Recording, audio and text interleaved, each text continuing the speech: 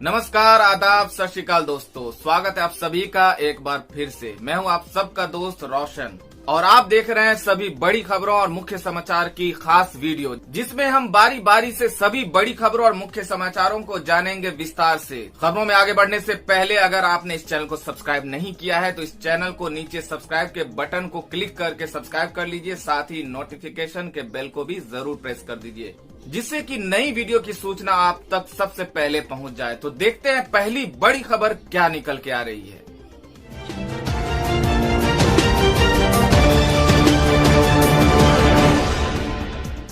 दोस्तों, पहली बड़ी खबर में बात कर लेते हैं कोरोना संक्रमण के ताजा रिपोर्ट की। तो बता दें कि कोरोना संक्रमितों की संख्या 50,000 के करीब पहुंची। महाराष्ट्र में 1233 नए मामले। बता दें कि महाराष्ट्र और तमिलनाडु में विस्फोटक होती स्थिति के चलते देश में संक्रमित लोगों की संख्या 50,000 के करीब पहुंच गई है।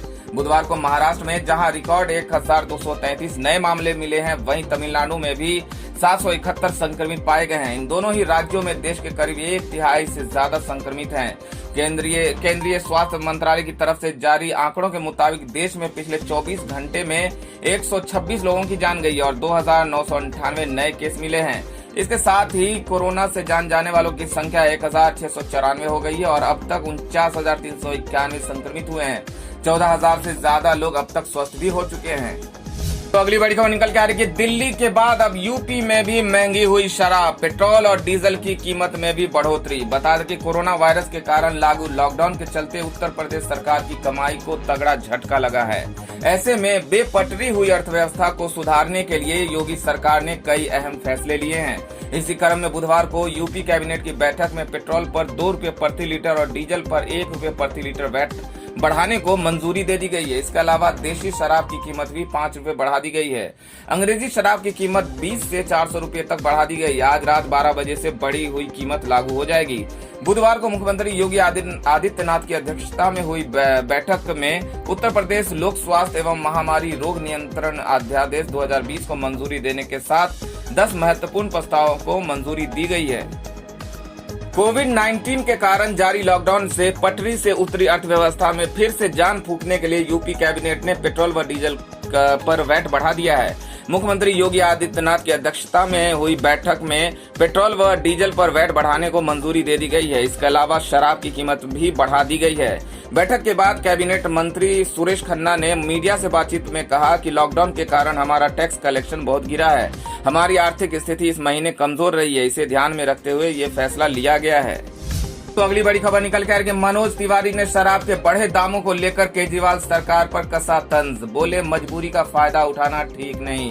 बता दें कि लॉकडाउन को 17 मई तक पूरे देश में बढ़ा दिया गया है। वहीं लॉकडाउन के 3rd फेज में सरकार ने लोगों को कई रियायतें दी हैं, जिसमें शराब की दुकानों को खोलने का आदेश भी शामिल था। अन्य राज्यों के जैसे दिल्ली में शराब की बिक्री से पाबंदी हटा दी गई है, लेकिन लॉकडाउन के दौरान 4 मई को शराब की दुकानें खुलते ही शराब की दुकानों पर लोगों की भीड़ लग गई, जहां जमकर सोशल डिस्टेंसिंग की धज्जियां उड़ाई गई। इतना ही नहीं, अपने दिल्ली में शराब के दाम 70% तक बढ़ा दिए गए। इसे लेकर बीजेपी सांसद मनोज तिवारी ने दिल्ली की केजरीवाल सरकार को आड़े हाथों लिया। अभिनेता से नेता बने दिल्ली बीजेपी अध्यक्ष मनोज तिवारी ने केजरीवाल सरकार पर हमला बोलते हुए कहा कि दिल्ली सरकार ने रेड जोन में शराब बेचने का फैसला लिया। ऐसा करके उन्होंने नियमों का उल्लंघन किया है। ये बहुत ही आपत्तिजनक है। यहाँ तक उन्होंने एक समाचार चैनल को इंटरव्यू देते हुए ये भी कहा कि दिल्ली की सरकार बहुत ही लापरवाह है। मनोज तिवारी ने कहा कि आम आदमी पार्टी शराब की कीमत बढ़ाए, हमें इस पर कोई आपत्ति नहीं है, लेकिन देश में रेड जोन में कहीं भी शराब की दुकानें नहीं खुल रही है। ऐसे में दिल्ली सरकार ने ये फैसला क्यों किया। बड़ी खबर निकल के आ रही है। तेलंगाना में लॉकडाउन 29 मई तक बढ़ाया गया। मुख्यमंत्री केसीआर ने की घोषणा। बता दें कि तेलंगाना में कोरोना वायरस के बढ़ते मामलों को देखते हुए प्रदेश सरकार ने राज्य में लॉकडाउन को बढ़ाकर 29 मई तक कर दिया है। तेलंगाना के मुख्यमंत्री के चंद्रशेखर राव ने मीडिया को जानकारी देते हुए बताया कि राज्य में कोरोना वायरस के संक्रमित मरीजों को देखते हुए ये फैसला लिया गया है। बता दें कि पिछले सप्ताह से तेलंगाना में कोरोना वायरस के मामलों में तेजी देखी गई है।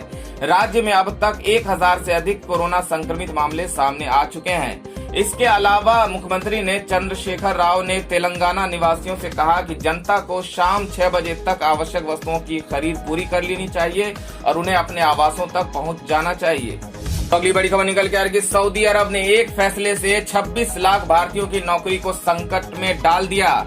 बता दें कि सऊदी अरब ने कोरोना संकट के नाम पर एक ही झटके में वहां काम कर रहे तकरीबन 26 लाख भारतीयों की रोजी रोटी का संकट खड़ा कर दिया है। दरअसल वहां के मंत्रिमंडल ने कोरोना संकट के नाम पर निजी कंपनियों को 40% सैलरी कटौती की इजाजत दे दी है। इतना ही नहीं, उसने निजी कंपनियों को कर्मचारियों का कॉन्ट्रैक्ट तोड़ने का भी अधिकार दे दिया है। अभी इस फैसले को सऊदी सरकार की ओर से पुष्टि होना बाकी है और जैसे इस पर मुहर लगती है, निजी कंपनियों को एक बड़ा मौका मिल जाएगा। असल में कोरोना वायरस के चलते इस वक्त सऊदी अरब भी बहुत ज्यादा आर्थिक दबाव में चल रहा है। उसका तेल बिक नहीं पा रहा है और उसका अंतर्राष्ट्रीय मुद्रा भंडार तेजी से खाली होता जा रहा है। अरब के एक नामी अखबार अशराल अल अवसात ने जो खबर दी है, उससे लाखों भारतीय परिवारों को बहुत बड़ा झटका लग सकता है। इसके मुताबिक सऊदी अरब की कैबिनेट ने प्राइवेट सेक्टर की कंपनियों को सैलरी में 40% तक कटौती की अनुमति दे दी है। इतना ही नहीं, उसने कोरोना वायरस की वजह से पैदा हुई मुश्किल आर्थिक हालातों के मद्देनजर उन कंपनियों को कॉन्ट्रैक्ट बीच में ही तोड़ने की भी इजाजत दे दी है। अखबार के मुताबिक सऊदी अरब के मानव संसाधन और सामाजिक विकास मंत्रालय देश के लेबर सिस्टम में बदलाव के लिए तैयार हो गया है। इसके तहत कंपनियां अपने कर्मचारियों के असल वेतन में से 6 महीने तक 40% कम कर सकती है। तो अगली बड़ी खबर निकल के आ रही है कि असदुद्दीन ओवैसी बोले, नेगेटिव टेस्ट के बाद भी तबलीग के लोगों को क्यों डिस्चार्ज नहीं किया जा रहा है। बता दें कि हैदराबाद से सांसद असदुद्दीन ओवैसी ने कोरोना संक्रमण के शक में क्वारंटीन किए गए निजामुद्दीन मरकज से जुड़े लोगों को अभी तक घर न जाने के देने के फैसले पर सवाल उठाए हैं। ओवैसी ने कहा कि जिन लोगों ने टेस्ट नेगेटिव आ चुके और 2 बार क्वारंटाइन का समय वो पूरा कर चुके, तो उन्हें डिस्चार्ज क्यों नहीं किया जा रहा। ओवैसी ने ट्वीट कर एक खबर का लिंक भी शेयर किया, जिसमें बताया गया है कि समय पूरा होने के बावजूद जमातियों को डिस्चार्ज नहीं किया जा रहा है। ऑल इंडिया मजलिसे इत्तेहादुल मुस्लिमीन के प्रमुख असदुद्दीन ओवैसी ने ट्वीट कर लिखा, नेगेटिव टेस्ट के बाद भी निजामुद्दीन मरकज के लोगों को डिस्चार्ज क्यों नहीं किया जा रहा है। वो 2 बार जरूरी क्वारंटाइन का अपना समय भी पूरा कर चुके हैं। इसके बावजूद दिल्ली सरकार उन्हें डिस्चार्ज करने की इजाजत नहीं दे रही। ये 31 मार्च से वहां है और उनको तुरंत छुट्टी दी जानी चाहिए। तो दोस्तों, खबरों में आगे बढ़ने से पहले बात कर लेते हैं आज के माइंड क्विज के सवाल का, जिसका जवाब देकर आप जीत सकते हैं एक बम्पर इनाम। तो देखते हैं आज का सवाल क्या है। आज का सवाल है, आपको बताना है कि बिहार के राज्यपाल का क्या नाम है। सही उत्तर आप कमेंट में नीचे दे सकते हैं और सही जवाब देने वाले को रैंडमली सिलेक्ट करके उन्हें दिया जा सकता है एक शानदार उपहार। तो बढ़ते हैं अगली बड़ी खबर की ओर। तो अगली बड़ी खबर निकल के आ रही है कि दिल्ली में कोरोना टैक्स के बाद भी शराब की दुकानों पर लंबी लाइनें, लोगों ने बरसाए फूल। बता दें कि लॉकडाउन में शराब की दुकानें खोले जाने के बाद लगातार इन दुकानों पर भारी भीड़ है। दिल्ली सरकार ने शराब पर स्पेशल कोरोना फी टैक्स लगा दिया है, जिससे शराब के दाम एक साथ काफी बढ़ गए हैं। इसके बावजूद शराब खरीदने वालों की लंबी लाइनें हैं। एक तरफ लोगों ने शराब की दुकानें तय सीमा पर न खुलने को लेकर नाराजगी जाहिर की है, वहीं कुछ लोगों ने शराब लेने आए लोगों को अर्थव्यवस्था बचाने वाले बताते हुए फूल भी बरसाए। बता दें कि दिल्ली के चंदर नगर में मंगलवार को एक शख्स शराब की लाइन में खड़े लोगों पर फूल बरसाता दिखा। शख्स कह रहा था कि आप इस देश की अर्थव्यवस्था को मजबूत कर रहे हो। इस दौरान लाइन में लगे लोग भी हाथ जोड़कर अभिवादन करते दिखे। इनका कहना है कि ये लोग देश के लिए काफी जरूरी काम कर रहे हैं। बता दें कि दिल्ली के लक्ष्मी नगर में शराब लेने आए एक शख्स ने कहा कि शराब पर 70% टैक्स बढ़ाया गया है, लेकिन इससे कोई दिक्कत नहीं है, इसे हम अपनी तरफ से देश के लिए डोनेशन मान रहे हैं। इस शख्स ने इस दौरान कहा कि मैं सुबह 6 बजे से यहाँ खड़ा हूँ। शराब की दुकान 9 बजे खुलनी थी, लेकिन पुलिस इससे 5 मिनट पहले आई। प्रशासन को सतर्क रहने की जरूरत है। इस दौरान कुछ गड़बड़ हो जाती तो कौन जिम्मेदार होता। बता दें कि दिल्ली सरकार ने शराब पर कोरोना टैक्स लगा दिया है, जिसके बाद दिल्ली में शराब महंगी हो गई है। दिल्ली सरकार के मुताबिक अब दिल्ली में एमआरपी पर 70% टैक्स लगेगा। दिल्ली सरकार ने शराब पर स्पेशल कोरोना फीस नाम से नया टैक्स लगाने की घोषणा की है, यानी कि जो शराब की बोतल 500 में मिलती होगी वो अब 850 रुपए की मिलेगी। तो अगली बड़ी खबर निकल के आ रही है, मुंबई में 17 मई तक धारा 144 लागू, कोरोना संक्रमितों की संख्या हुई 9000 पार।